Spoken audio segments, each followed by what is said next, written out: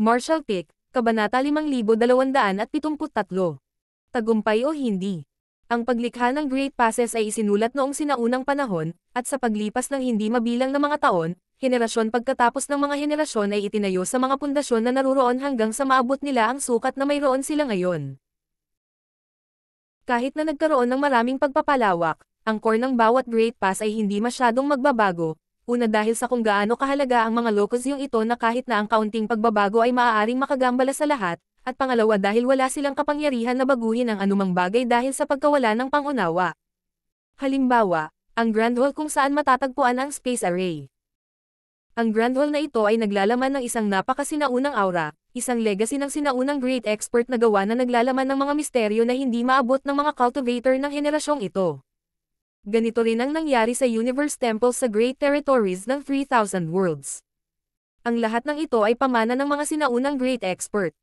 Kaya, nang masira ang ilang Universe Temples, hindi naayos ng Cave Heavens at Paradises ang mga ito at hinayaan na lang silang mabulok hanggang sa lumitaw si Yang Kai. Sa tulong ng Universe Array sa loob ng Universe Temples, nagkaroon siya ng karagdagang paliwanag sa Tao of Space habang sabay-sabay na nauunawaan kung paano ayusin at kahit na bumuo ng mga bagong Universe Array. Ang Universe Array sa Universe Temples at ang Hyperspace Array sa Great Passes ay mga produkto ng parehong panahon at sa gayon ay may maraming pagkakatulad.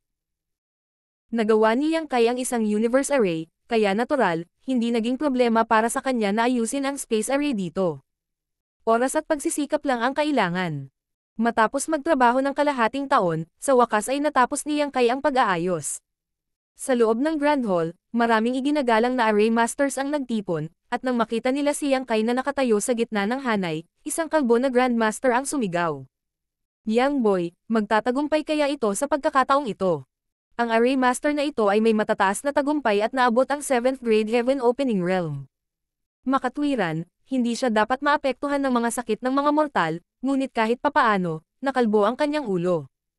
Binigyan siya ni Yang Kai ng thumbs up. Talagang. Ang isa pang Array Master, na kasing taba ng bola ay ngumisi sa kanyang mga sinabi. Yan ang huling sinabi mo, at iyon din ang sinabi mo noong nakaraan na halos sirain mo ang bagay na ito. Young boy, kung hindi ka kumpiyansa, mangyaring huwag mong subukan. Sa nakalipas na kalahating taon, nagkaroon ng mga bump sa kalsada sa pag-aayos ng array.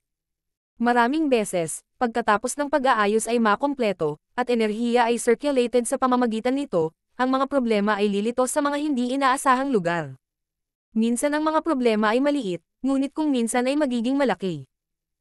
Ang maliliit na problema ay hindi mahalaga at hindi magiging sanhi ng anumang tunay na problema, ngunit kung lumitaw ang malalaking problema, maaari itong humantong sa pagbagsak ng buong array.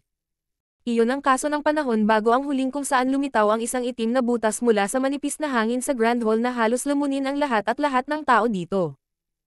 Sa kabutihang palad, mabilis na kumilos si Yang Kai at nagawang sugpuin ang black hole. Kung hindi, ang mga Grandmaster na ito ay maaaring gumagala pa rin sa Void Crack hanggang ngayon kung sila ay malas. Kaya ngayon, sa tuwing ay activate ni Yang Kai ang array, ang mga Grandmaster ay tatayo sa malayo baka may magkamali. Sa oras na ito ay tiyak na gagana. Sinabi ni Yang Kai nang may katiyakan. Lumitaw ang ilang mga problema sa huling ilang beses, ngunit naayos na ang lahat pagkatapos matukoy ang dahilan, at na-verify ni Yang Kai na wala ng mga isyu sa pagkakataong ito. Kung hindi pa rin ito magtagumpay, kung gayon ay nilinang niya ang Tao of Space sa lahat ng mga taon na ito nang walang kabuluhan. Ang mga recess sa bawat sulok ng array ay napuno ng mga kristal na naglalaman ng mga kapangyarihan ng 7 elements. Ang bawat kristal ay lubhang mahalaga at naglalaman ng condensed essence ng maraming cultivation materials. Ginamit din ng Puppet Army na dating ipinakalat ni Xiang Shan ang mga kristal na ito ng enerhiya. Gayunpaman, ang bawat isa sa mga puppet na iyon ay nangangailangan ng halos isang piraso ng kristal na kasing laki ng kuko upang ma-power ito sa mahabang panahon. Para sa isang pagsubok sa paghahatid na ito, mayroong higit sa 100 kristal na inilagay sa hanay. Ito ay dahil sa napakalaking pagkonsumo na ang mga space array sa bawat isa sa mga Great Passes ay hindi basta-basta nagamit. Lumalakas ang Divine Sense, gumawa si Yang Kai ng isang huling pagsusuri upang matiyak na wala siyang napalampas bago iikot ang kanyang World Force at kumonekta sa Grand Array sa ilalim ng kanyang mga paa.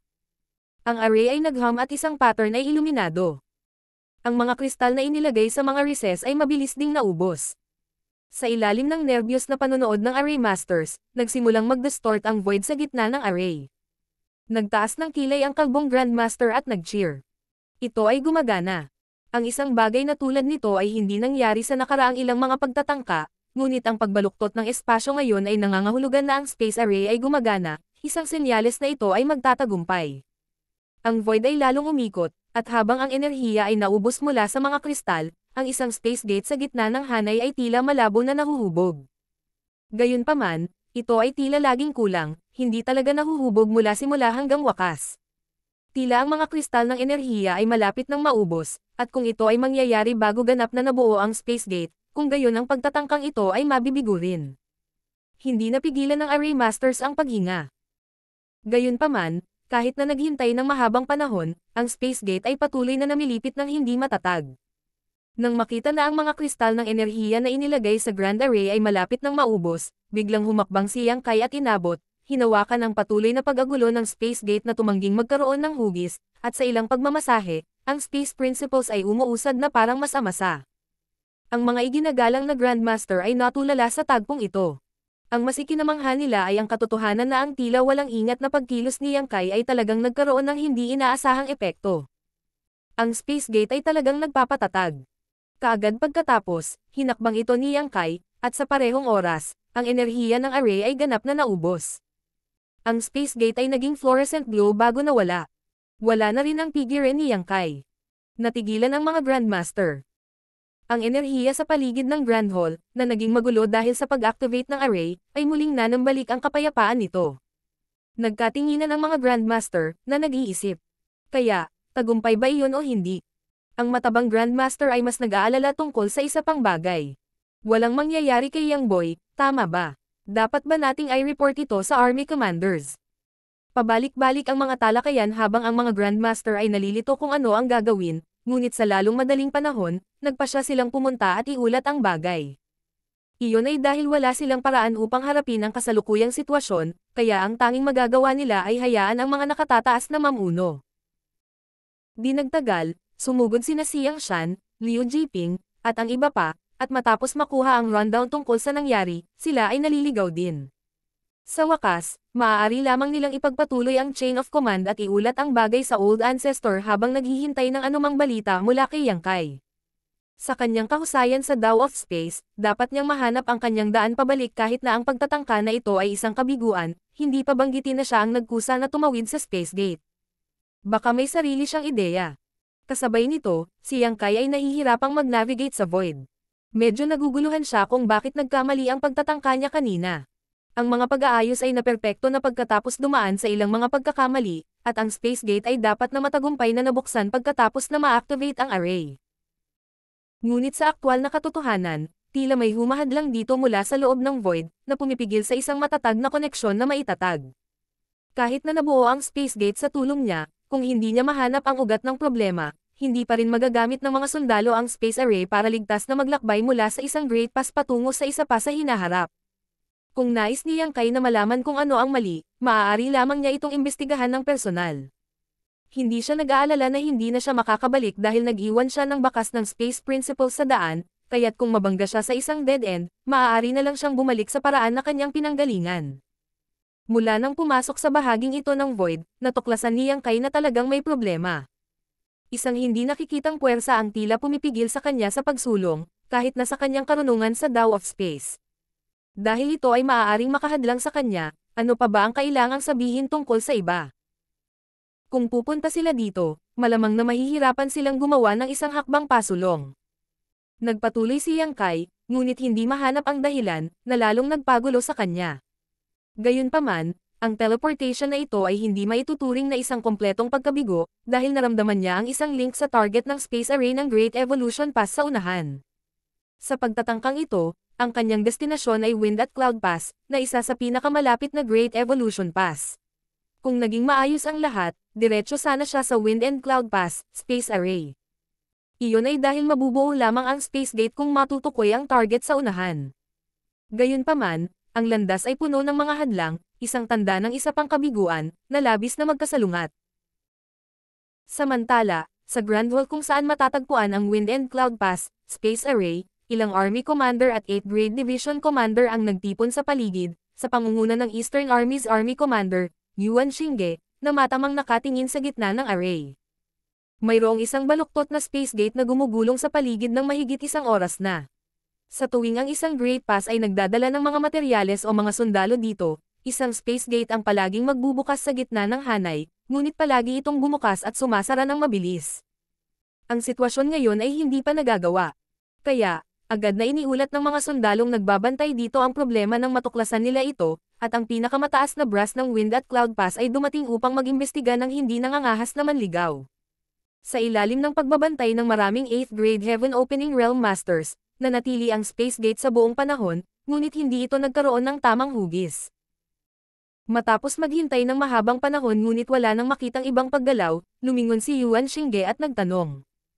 Posible bang makita kung aling Great Pass ang sinusubukang kumonekta sa atin? Ang isa sa mga 8th Grade Division Commander na humakbang pasulong ay umiling. Masyadong maraming pagbaluktot, kaya hindi namin matiyak ito. Bahagyang kumunot ang noo ni Yuan Shinge.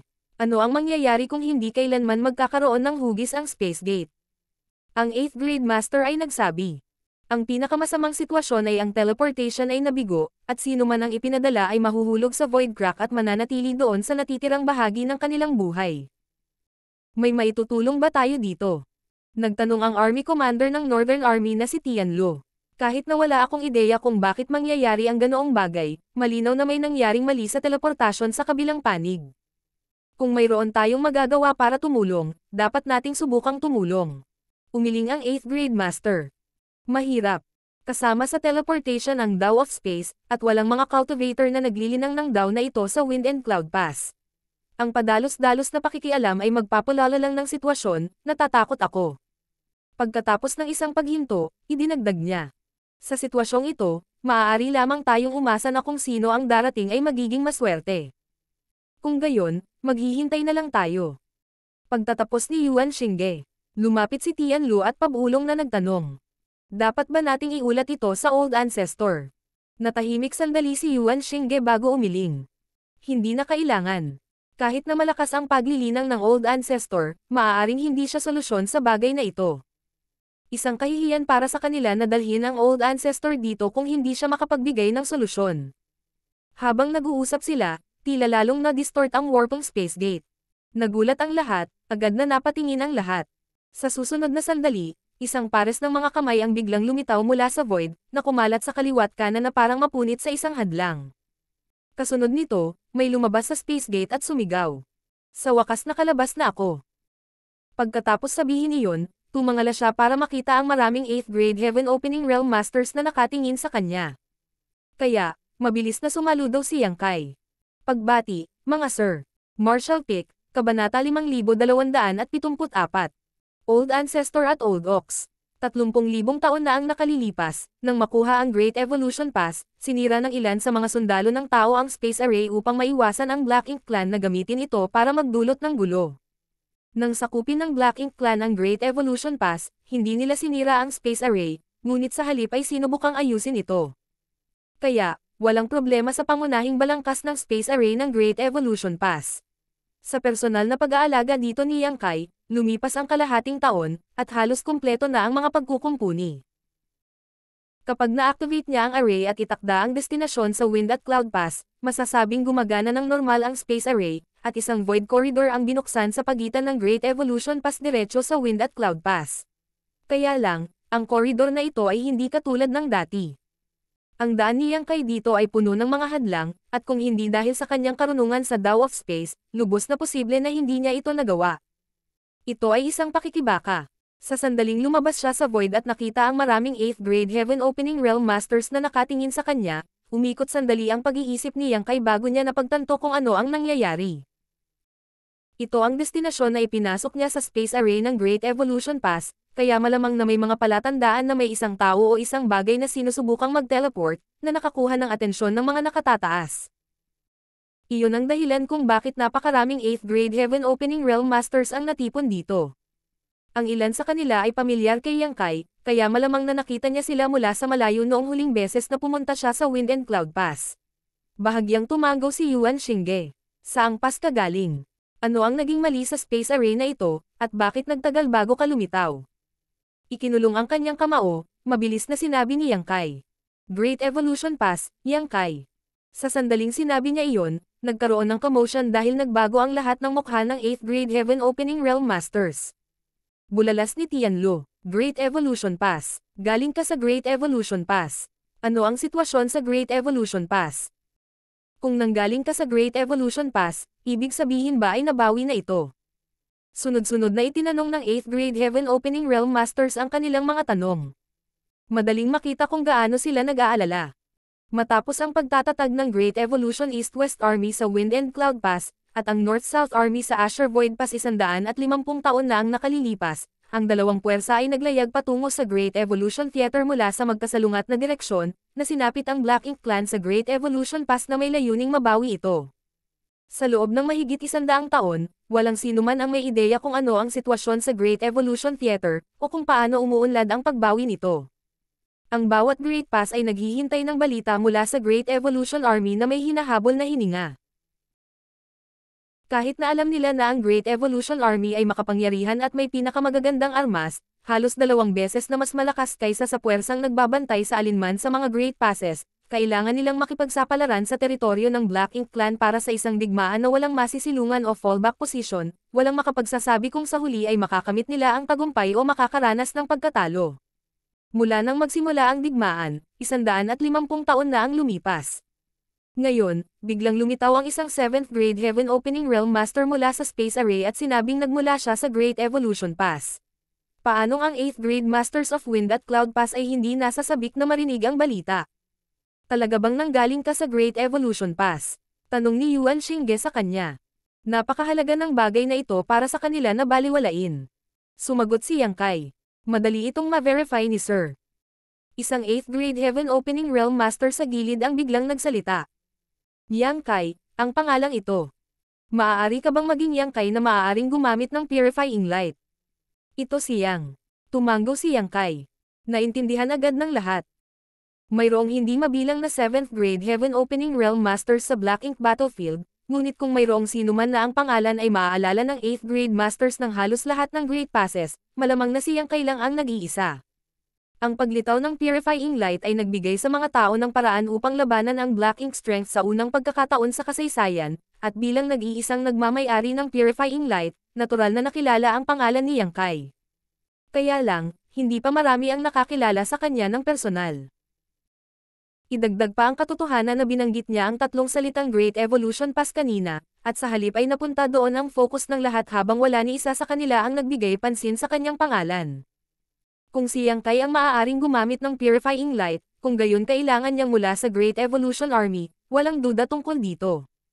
Alam ni Yuan Xingge na personal na hiniling ng Old Ancestor na sumali si Yang Kai sa kampanya para mabawi ang Great Evolution Pass. Tila nakatulong ang presensya niya sa paggaling ng Old Ancestor.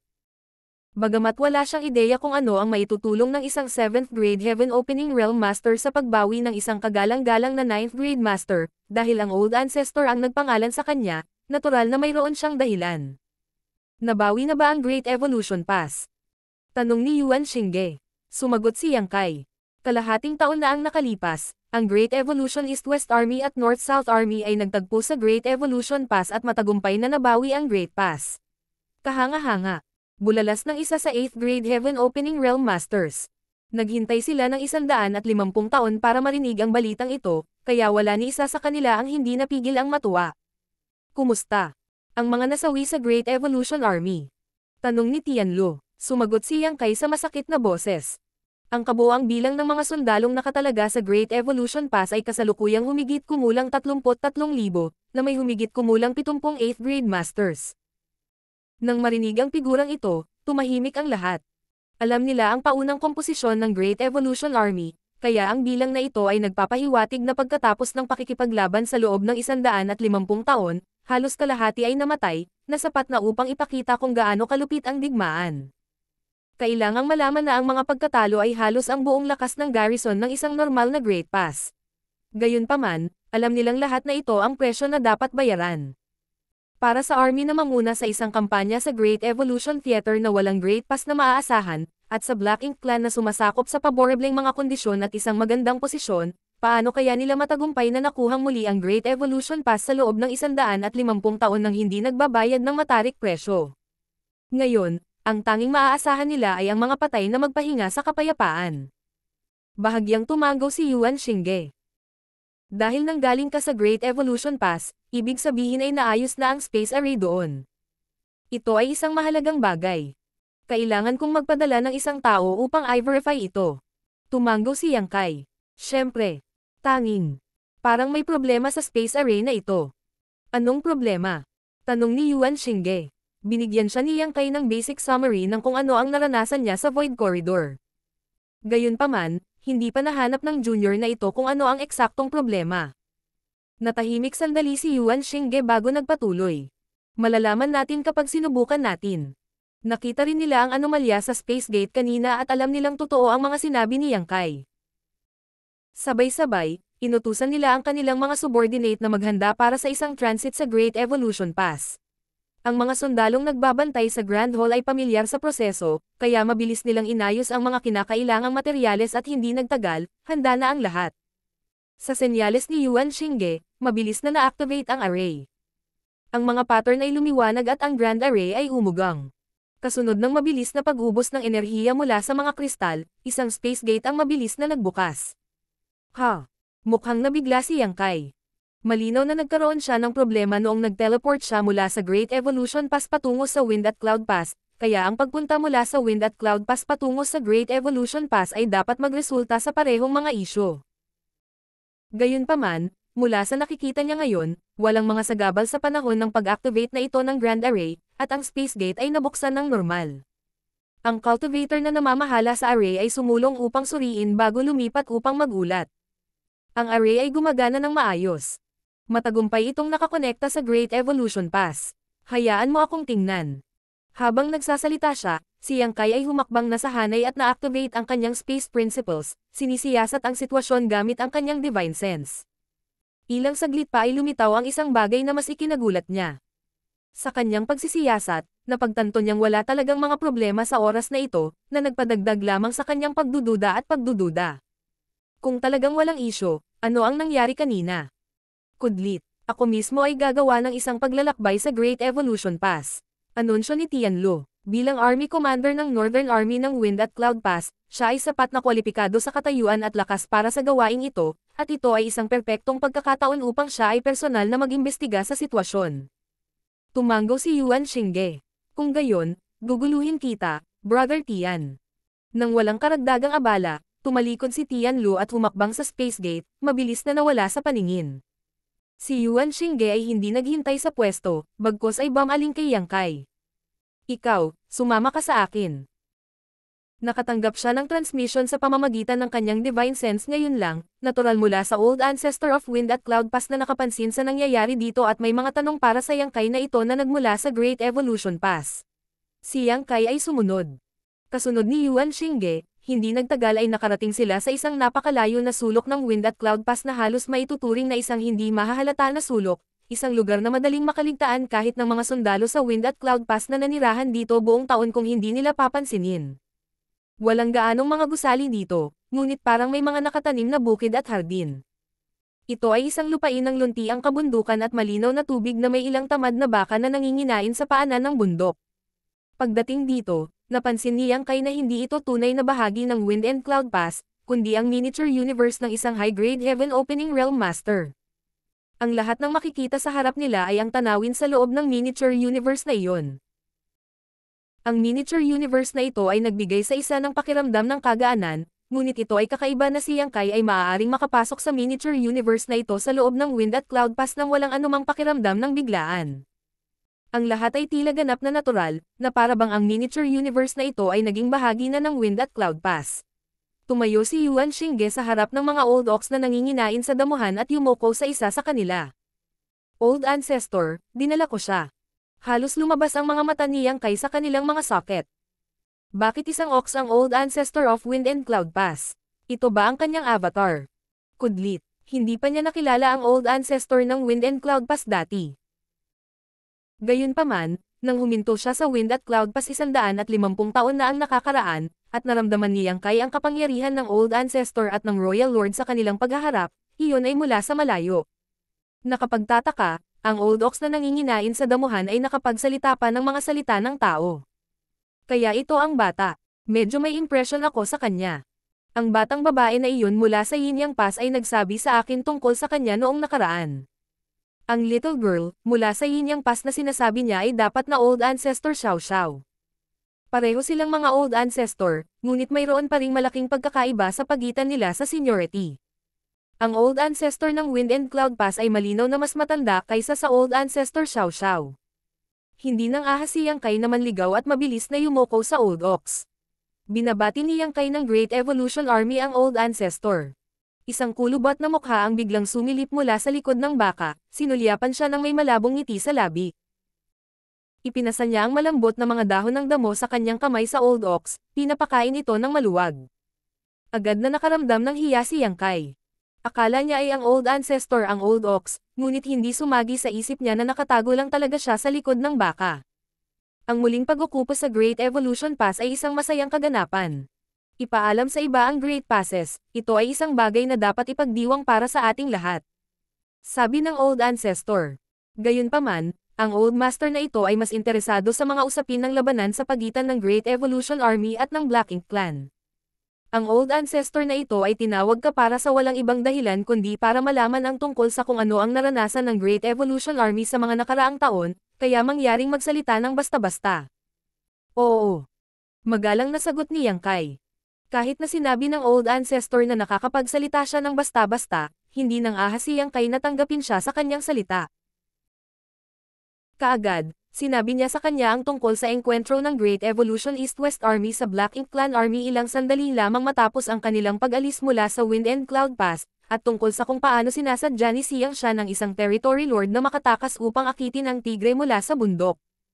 Pati na rin ang tungkol sa Puppet Army na may bilang na 10,000 nang hindi nagtitipid ng anumang mapagkukunan habang sila ay nasa marcha, na pagkatapos ay inilabas habang papalapit sila sa Great Evolution Pass upang makuha ang atensyon ng Black Ink Clan habang ang kanilang army ay dumiretso sa Black ang teritoryo ng Ink Clan upang salakayin.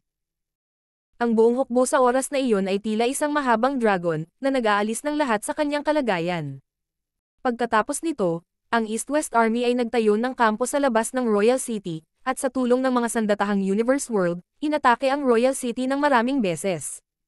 Ang Old Ancestor Xiao Xiao at ang Royal Lord ay lumaban sa bawat labanan, na magkasugat sa isa't isa bago nakabawi ang una sa loob ng miniature universe ni Yang Kai. Habang ang Old Ancestor Xiao Xiao ay palaging ganap na gumagaling pagkatapos ng 20 taon, siya ay nagkukunwaring nasugatan upang ang Royal Lord ay ibaba ang kanyang bantay. Sa nakalipas na 100 taon, nakapag-ipon siya ng malaking kalamangan, at sa kanilang huling labanan, halos napatay niya ang Royal Lord. Martial Pick, Kabanata 5275. Iminumungkahi kung gumawa ka ng sopas. Pagkatapos, binanggit ni Yang Kai ang mga madugong labanan na nilabanan ng North-South Army kasama ang Black Ink Clan Army upang pigilan silang umalis sa Great Evolution Pass at bumalik sa Royal City para magbigay ng mga reinforcement. Binanggit din niya ang pag-alis ng East-West Army mula sa Royal City, ang pagkataranta ng Black Ink Clansmen sa Great Evolution Pass, at ang mga negosasyon sa North-South Army na humantong sa pagbawi ng Great Evolution Army ng Great Evolution Pass nang walang karagdagang pagdanak ng dugo. Paunti-unti, sinubukan ni Yang Kai na idalye ang lahat sa abot ng kanyang makakaya at muling ikwento ang mga nakatagpo ng Great Evolution Army sa mga nakaraang taon. Nang matapos siya, medyo naalala rin niya ang kampanyang tumagal ng mahigit 100 taon. Si Siyang Shan ng East-West Army at Mi Jinglun ng North-South Army ay ginamit ng husto ang kanilang mga estratehikong talento, at kung hindi dahil sa kanilang dalawa na nangangasiwa sa kanilang mga harapan, kahit na doble ang kanilang bilang ng mga tropa, ito ay magiging isang malayong pangarap na mabawi ang Great Evolution Pass sa loob lamang ng 150 taon. Si Yuan Xingge ay tahimik, kaya walang makapagsasabi kung ano ang nasa isip niya. Matapos marinig ang lahat, tumanggo ang Old Ancestor. Nagsumikap kayong lahat. Hindi nang ahas si Yang Kai na kunin ang pagkilala sa nagawa at kinuyam ang kanyang kamao. Itong junior na ito ay isang sundalo lamang sa harapan. Dahil sa dedikasyon at talino ng lahat ng seniors, natamo ang mga tagumpay ngayon. Ngumiti sa kanya ang Old Ancestor, halatang natuwa sa kanyang kababang loob. Gayunpaman, alam ng Old Ancestor na marahil kahit ang batang lalaki sa kanyang harapan ay walang ideya kung ano ang naging pagkakaiba ng kanyang pagdating sa buong Black Ink battlefield. Hindi pa banggitin ang Purifying Light na nagawang iwaksi at linisin ang Black Ink Strength. Ang Purifying Black Ink Pills na ginagawa ng maramihan sa bawat Great Pass ay natagpuan din ni Yang Kai noong siya ay nag-explore sa isang sealed world. Mayroon ding mga Purifying Black Ink battleship na kasama ng bawat army. Alin sa mga inobasyong ito ang walang marka ng batang ito? Ngayon, mas madali na rin para sa humans na magmina ng mga mapagkukunan dahil sa pagkakaroon ng pinahusay na Void Yin-Yang Mirrors. Kung wala ang lahat ng ito, paano pa umaasa ang human race na makuhang muli ang Great Evolution Pass? Higit pa rito, paano nila pinaplano ang hinaharap na krusada? Masasabing kahit na ang paglilinang ng batang ito sa kanyang harapan ay hindi masyadong mataas, siya ang pangunahing punto na nagdala ng pagbabago sa tanawin ng buong Black Ink battlefield. Kahit na ang isang kagalang-galang na master ng 9th grade ay hindi maaaring maliitin ang isang taong tulad nito dahil, kadalasan, ang mga ganitong pag-iral ay nakakagawa ng malaking pagkakaiba sa pamamagitan lamang ng kaunting kapangyarihan sa mga lugar na hindi nila alam, na sapat na upang maimpluwensyahan ang kapalaran ng isang buong lahi.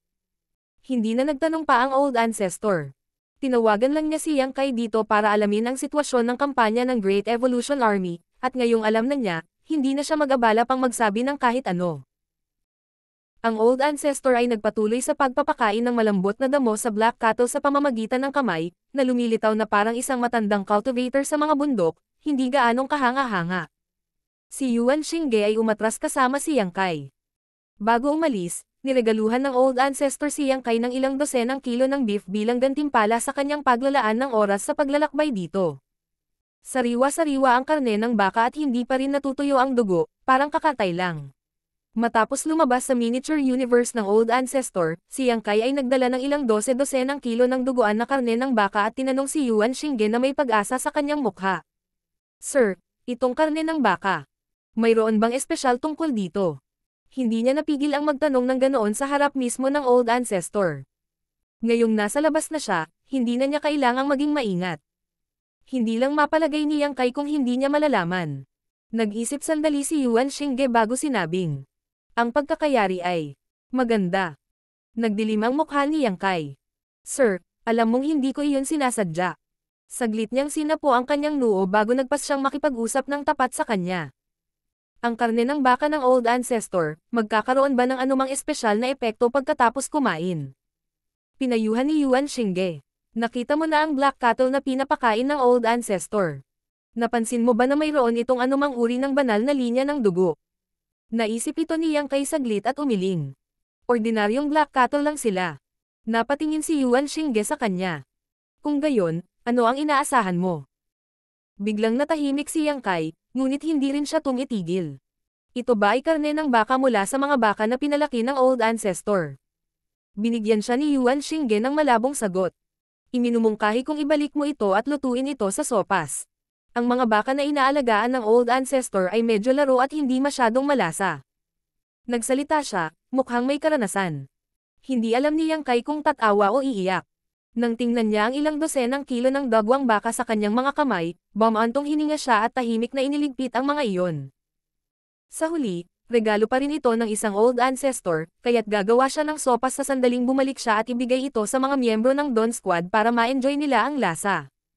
Ang lahat ay nagtrabaho ng husto, pagkatapos ng lahat, nitong nakalipas na 150 taon. Pagkatapos bumalik sa Grand Hall kung saan nakaupo ang Space Array, naghihintay pa rin doon ang ilang 8th grade masters, hindi nagmamadaling umalis. Nagtanong si Yuan Xingge. Hindi pa ba bumabalik si Brother Tianlu? Umiling ang isang 8th grade master. Wala pa kaming natatanggap na balita. Tumanggaw si Yuan Xingge bago bumaling kay Yang Kai. Ano ang tungkol sa iyo? Maghihintay ka ba dito? Hinawakan ni Yang Kai ang kanyang kamao. Pumunta ang junior na ito upang subukan ang mga epekto ng Space Array. Ngayong tapos na ang gawain, oras na para bumalik ako sa Great Evolution Pass. Hindi siya pinigilan ni Yuan Xingge. Kung ganoon, magpatuloy ka. Ang mga sundalong nagbabantay sa lugar na ito ay hiniling na ihanda ang mga supply para sa teleportasyon at hindi nagtagal, si Yang Kai ay nakatayo sa gitna ng hanay. Kapag na-activate na ang Grand Array at bumukas ang Space Gate, nawala siya ng walang bakas. Inaasahan niya ang pag-ulit ng kanyang nakatagpo kanina, ngunit ang paglalakbay na ito ay ganap na maayos. Di nagtagal, muling lumitaw si Yang Kai sa Space Array sa Great Evolution Pass, kung saan isang grupo ng Array Masters ang sumugod upang magtanong tungkol sa sitwasyon kanina. Ibinigay sa kanila ni Yang Kai ang isang simpleng rundown ng kanyang naranasan, ngunit hindi niya lubos maisip kung saan ang problema. May dumating ba sa Wind and Cloud Pass kanina? Sumagot ang kalbong Grandmaster. Isang lalaking tinawag ang kanyang sarili na Wind and Cloud Pass Northern Army's Army Commander, Tian Lu. Kasalukuyan siyang nakikipag-usap kay Army Commander Xiang Shan at sa iba pa. Ang matabang Grandmaster ay nagtanong, "Yang Boy, naayos na ba ang ating space array o hindi?" Sumimangot si Yang Kai. "Sa palagay ko maaari nating isaalang-alang na maayos ito." Pagkatapos anong nangyari kanina? Saglit na nag-isip si Yang Kai. Marahil ay may nakaharang sa void dahil ang koridor sa pagitan ng dalawang lugar na ito ay matagal nang hindi bukas. Pagkatapos kong pumasok sa sarili ko, naalis na ang bara. Ang Grandmaster ay walang imak sa kanyang hindi tiyak na paliwanag. Gayunpaman, maliban dito, tila walang ibang paliwanag.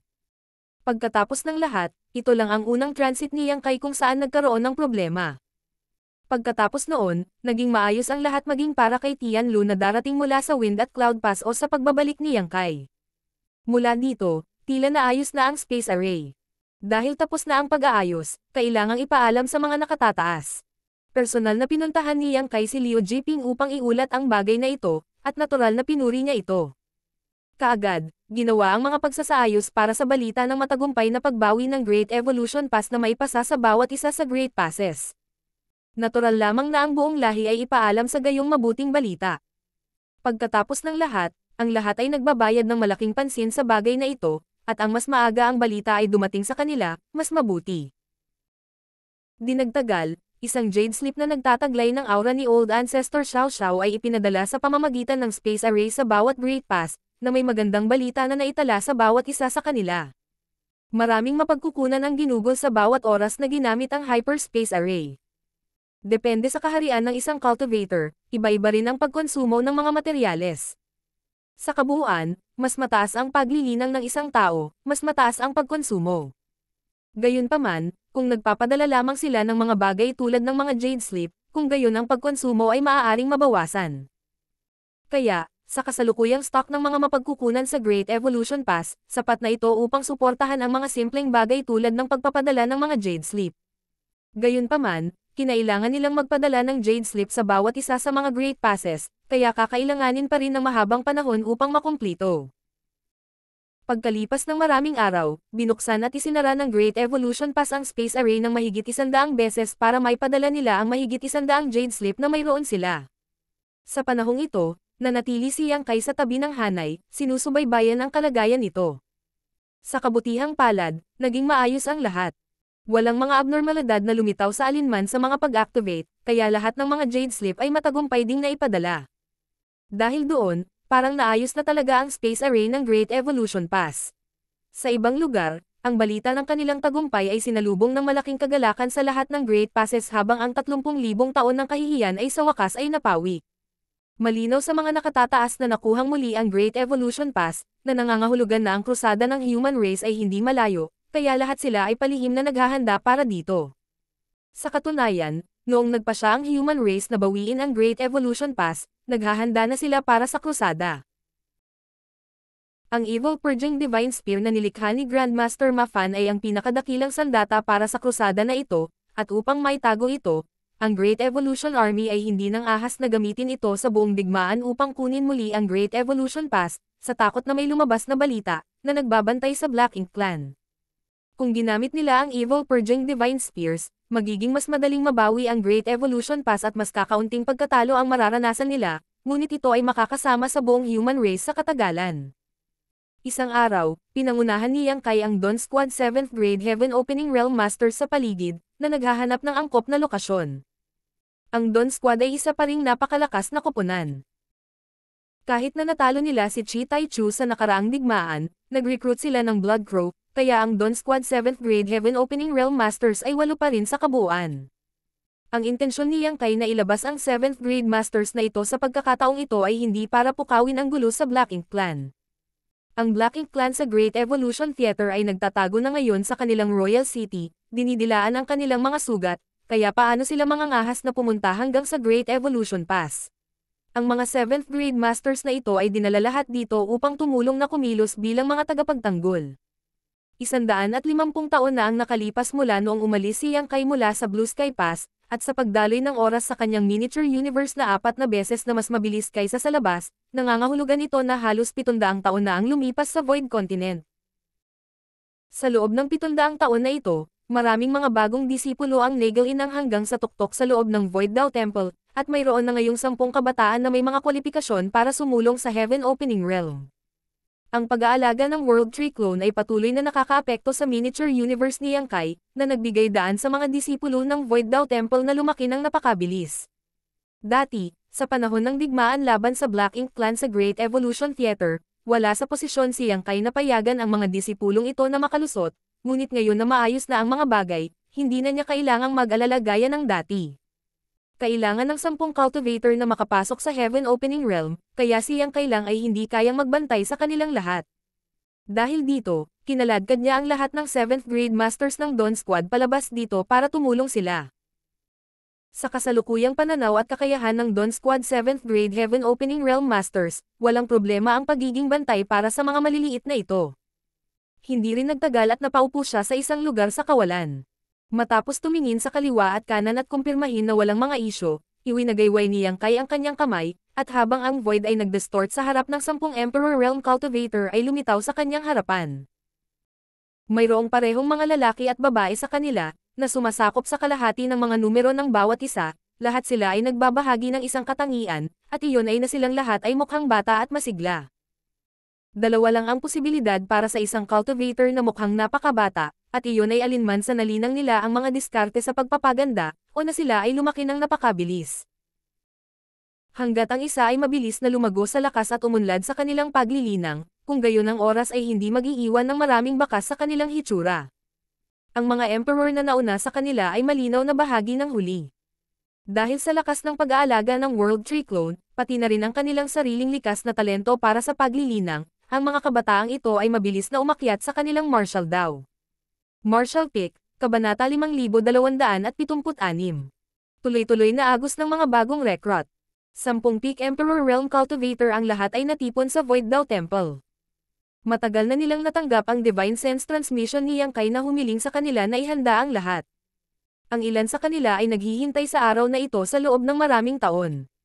Sa Void Dao Temple ngayon, hindi na lihim na ang isang tao ay maaaring sumulong sa Open Heaven Realm pagkatapos ng Emperor Realm. Hindi na rin lihim na ang buong Void World na ito ay ang miniature universe ng Dao Lord.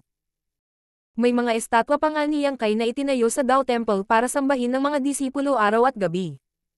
Ibinunyag pa ni Yang Kai ang mga bagay tungkol sa Black Ink Battlefield sa mga disipulo sa Dao Temple, lahat para sila ay makapili.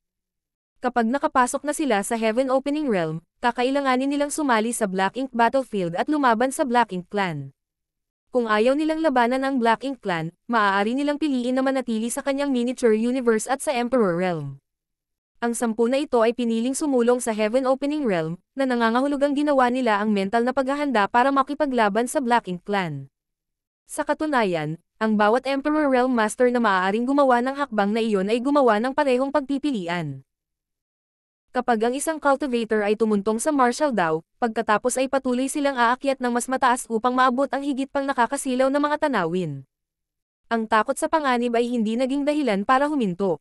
Sa sandaling umalis sila sa miniature universe ni Yang Kai at lumabas sa labas ng mundo, kahit sino ay higit pa o hindi gaanong nakakaramdam ng hindi sanay.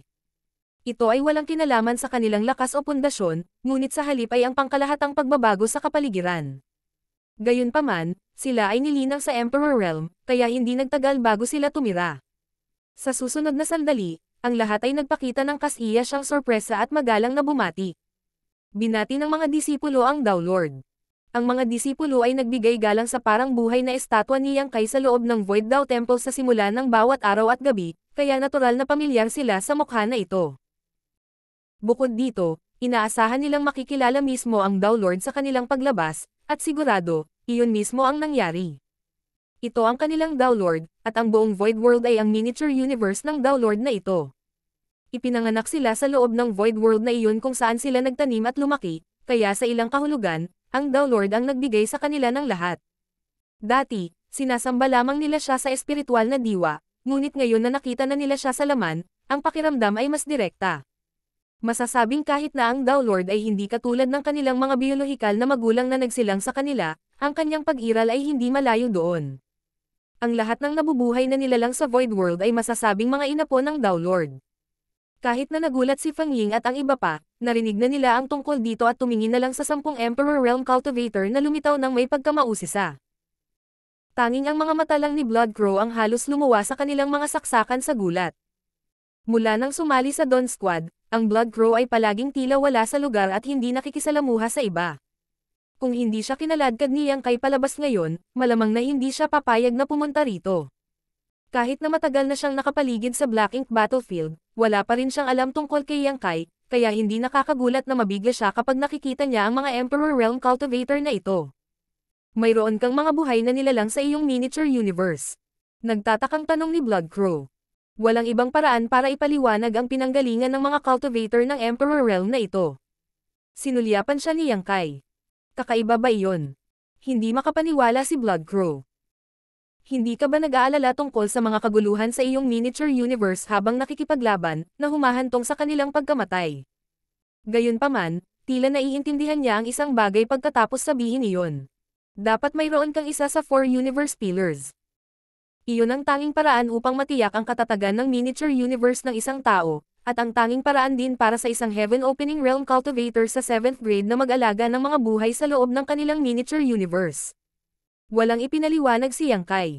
Siya nga ay nagtataglay ng isa sa 4 universe pillars sa nakaraan, ngunit ang paggana nito ay higit na pinalitan ng World Tree Clone. Samantala, ang World Spring na iyon ay ibinigay kay Ding Yao. Hindi lamang nagkaroon ng epekto ang World Tree Clone ng 4 universe pillars, ngunit mayroon din itong maraming epekto na wala sa 4 universe pillars. Hindi naman sa hindi siya nagtitiwala sa Blood Crow, wala lang saysay na magpaliwanag. Para saan mo inilabas itong mga Emperor Realm Cultivator? Nakakunot ang noo na tanong ni Blood Crow. Kahit na walang Black Ink Clansmen dito, ang Black Ink Battlefield ay hindi lugar para sa kanila. Kahit na ang isang low-grade Heaven Opening Realm Master ay nililigawan si kamatayan kung sila ay lilito sa mga mapanganib na lupain. Ang pinakamababang kinakailangan para sa Cave Heavens and Paradises na magpadala ng mga tao dito ay ang 6th grade Heaven Opening Realm.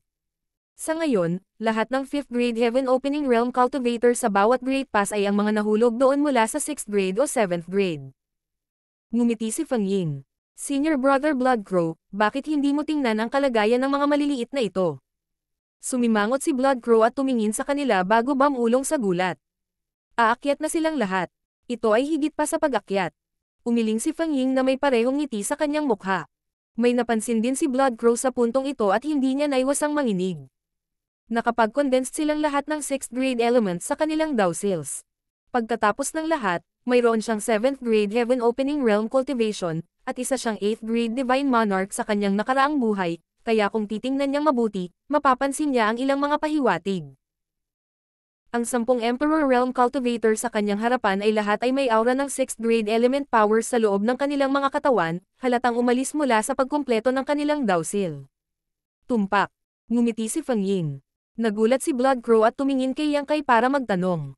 Paano mo sila nilinang? Ang isang ordinaryong 6th grade master ay maaaring hindi gaanong mahalaga sa kanya, ngunit iyon ay iba para sa mga may mga kwalifikasyon upang dumiretso sa 6th grade. Ang mga taong tulad nito ay itinuring na mga piling disipulo ng anumang Cave Heaven o Paradise dahil inaasahan nilang maabot nila ang 8th grade sa hinaharap. Sa kanyang nakaraang buhay, iyon din ang kanyang limitasyon. Ang isa o dalawa ay hindi imposible, ngunit para sa 10 na lumitaw ng sabay-sabay. Ang isang natatanging paraan ng pag-aalaga sa kanila ay malinaw na ginamit. Ayaw magpaliwanag ng sobra ni Yang Kai, ngunit dahil nagtatanong ang Blood Crow, ang tanging nasagot niya. Narinig na ba ni Brother Blood Crow ang tungkol sa clone ng World Tree ng Star Boundary? Sinubukan ng Blood Crow na alalahanin sandali bago sinabing. Narinig ko na ito. Sinasabi na ang World Tree Clone ay naglalaman ng mga mahimalang kapangyarihan na maaaring mag-alaga sa mga buhay na nilalang ng mundo na iyon.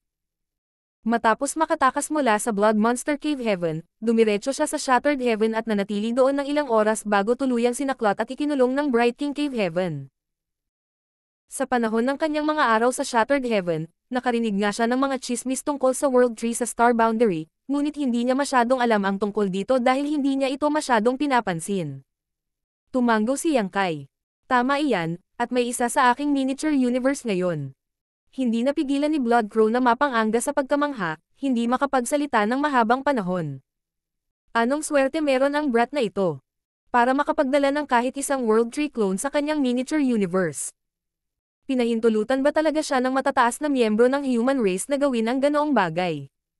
Kudlit. Habang nag-uusap silang dalawa, ang isa sa mga babae sa 10 Emperor Realm Cultivator ay tumingin sa isa sa mga taong nasa harapan niya na may nakakatuwang pagtataka. May kabuuang 9 na miyembro ng Dawn Squad ang lumabas sa paglalakbay na ito, 8 7th grade masters at isang 6th grade master. Ang 6th grade Heaven Opening Realm Master ay walang iba kundi si Miao Feiping. Bukod sa 3 disipulo ni Yang Kai, si Miao Feiping ay kilala bilang ang unang Heaven Opening Realm Master na lumabas mula sa kanyang miniature universe. Ang mga pangalan ng lahat ng mga alagad ng Dao Temple na nang-ahas na pumasok sa Heaven Opening Realm ay naitala sa Dao Temple para sa mga dumating mamaya para parangalan sila. Ang magandang pangalan ni Miao Feiping ay nasa tuktok ng listahan. Si Miao Feiping ay dinala rito ng walang ibang dahilan kundi dahil siya ang pioneer na sumulong sa Heaven Opening Realm mula sa Void World, at ang kanyang presensya ay dapat magpalakas ng kumpiyansa ng mga sumunod sa kanya. Ito rin ang hiling ni Miao Feiping na isama siya. Ang babaeng Emperor Realm Cultivator ay kasalukuyang nakatitig ng diretso kay Miao Feiping. Natural na napansin ni Miao Feiping ang kanyang titig nang siya ay nakatitig ng lantaran. Kahit na ang kanyang pangalan ay naitala sa Dao Temple, walang rebulto niya, hindi katulad ni Yang Kai. Kahit na alam ng mga disipulo ng Dao Temple ang tungkol sa kanyang pag-iral, hindi pa rin nila siya agad makikilala. Kung tutusin, mahigit 1,000 taon na ang lumipas sa Void World simula noong umalis siya. Biglang nagsalubong ang 4 na mata, at tila napansin ng babaeng Emperor Realm Cultivator na masyadong mapurol ang titig niya, kaya ngumiti siya ng paumanhin. Tumango si Miao Feiping bilang pagbati. Noon nagsalita si Yang Kai. Lahat kayo ay mga disipulo ng Dao Temple at ang inyong kakayahan ay ang pinakamahusay sa Void World. Naniniwala ako na higit pa o mas kaunti ay mayroon kang kaunting pag-unawa sa sitwasyon sa labas ng mundo pagkatapos manirahan sa Dao Temple sa lahat ng mga taon na ito. Ngayong nagawa mo na ang hakbang na ito, natural na walang pipigil sa iyo na sumulong. Gayunpaman, hayaan ko munang sabihin ito. Ang Black Ink Battlefield ay isang lugar na puno ng mga panganib, at kapag natapos mo na ang hakbang na ito, hindi na mauulit. Hayaan mong tanungin ko kayong lahat sa huling pagkakataon, handa ka bang sumulong sa Heaven Opening Realm at ILA ang iyong lakas sa human race, na walang reklamo kahit na mamatay ka sa larangan ng digmaan? Payag kami. Sabay-sabay na sigaw ng 10 tao. Sa katunayan, walang magsasabing ayaw nila sa puntong ito. Malinaw din si Yang Kai tungkol dito, kaya tumango lang siya. Dahil nanggaling ka sa aking miniature universe, lahat kayo ay may koneksyon sa akin. Sa hinaharap, kung makakita ako ng sinumang natatakot sa kamatayan, sumusuway sa utos, at nakakalagkad sa kanilang mga kapwa kaalyado pababa sa larangan ng digmaan, huwag mo akong sisihin sa pag-aalaga sa iyo ng personal. Sabay-sabay na sagot ng 10 sa kanila ng may paggalang. Noon lamang pamitik si Yang Kai sa kanyang pulso, nagpadala ng 10 stream ng liwanag. Ito ang Heavenly Yuan Cell Stabilizing Pills, tutulungan kanila sa iyong pagsulong, kaya inumin at pinuhin ang mga ito. Pagsunod sa kanyang utos, lahat sila ay nilunok ang Spirit Pills bago umupo na nakakross ang paa at nagpalipat-lipat ng kanilang lakas. Hindi nagtagal ay napino nila ang isang Spirit Pill, at hindi nagtagal, lahat ng 10 sa kanila ay muling nagmulat ng kanilang mga mata. Tumango si Yang Kai kay Miao Feiping, senyales na humakbang siya at magpakilala. Ang pangalan ko ay Miao Feiping. Sigurado akong pamilyar kayong lahat sa Miao na ito. Nagliwanag ang mga mata ng 10 Emperor Realm Cultivator nang marinig ito. Paanong hindi sila pamilyar sa pangalang iyon? Bilang unang tao na lumabas mula sa Void Dao Temple at sumulong sa Heaven Opening Realm, ang pangalan ni Miao Feiping ay masasabing pangalawa lamang sa Dao Lord, Yang Kai, sa Dao Temple. Maaaring nakaramdam sila ng kaunting kaba ng kaharap si Yang Kai, ngunit mas nakaramdam sila ng pagmamahal sa pioneer na ito na may pinagmulan. Pagbati, Senior Brother Mao. Ang babaeng emperor ay may matamis na bibig at mabilis na binigyan siya ng isang eleganteng pana. Sumunod din ang lahat. Masayang inabot ni Miao Feiping ang kanyang kamay para bumangon sila. Ang pagsulong sa Heaven Opening Realm ay hindi mahirap na gawain, lalo na't nanggaling ka sa Dao Temple at may matatag na pundasyon. Kailangan mo lang manatiling nakatutok kapag sumusulong ka. Magpakatatag kayo, at walang mangyayari sa inyo. Higit pa rito, Squad Leader. Binigyan ka ng Dao Lord ng Heavenly Yuan Stabilizing Pill sa bawat isa, na maaaring tumaas ang rate ng tagumpay ng iyong pagsulong sa halos isang tiyak. Ito ang pinakamahusay na pag-unlad na Spirit Pill na maaari mong mahanap sa pag-iral. Ang tiwala ng lahat ay nadagdagan ng kanyang mga salita.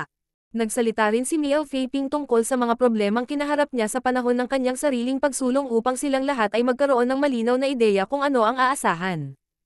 Babantayan ka ng mga seniors dito. Hihintayin ko ang iyong matagumpay na pagsulong. Pagkatapos sabihin iyon, bumalik siya sa tabi ni Yang Kai. Sumenya si Yang Kai na tumango. Bawat isa sa inyo ay sumama sa isa sa kanila. Si Feng Ying at ang iba pang 7th grade masters ay naghihintay ng kalahating araw, kaya nang marinig nila ang kanyang mga salita, natural na hindi sila nag-atubili na ibalot ang kanilang sariling world force sa paligid ng tig-isang Emperor Realm Cultivator at dinala sila sa malayo. Di nagtagal, 3 na lang ang natitira sa harap ni Yang Kai. Hindi siya maaaring manood pagkatapos ng pagsulong ng 10 tao ng sabay-sabay, ngunit ang 3 ay hindi dapat maging problema. Nang maghiwalay na sila, nagboluntaryo si Miao Feiping. Squad Leader, ako na ang bahala sa isa sa kanila. Lumingon si Yang Kai sa kanya at nagtanong. Sigurado ka ba? Ngumiti si Miao Feiping. Sa ngayon, isa na akong matatag na cultivator ng 6th grade. Hindi dapat maging problema para sa akin na magbantay para sa isang tao. Tumango si Yang Kai. Kung gayon, maaari mong pangasiwaan ang isa. Oo, tumugon si Miao Feiping at sinulyapan ang 3 taong naiwan. Naisipan niyang pumili ng isa sa mga lalaking cultivator, ngunit pagkatapos na matugunan ang tingin ng babaeng cultivator na iyon mula noon, nagbago ang isip niya sa hindi malamang dahilan at ngumiti. Junior sister, sumama ka sa akin.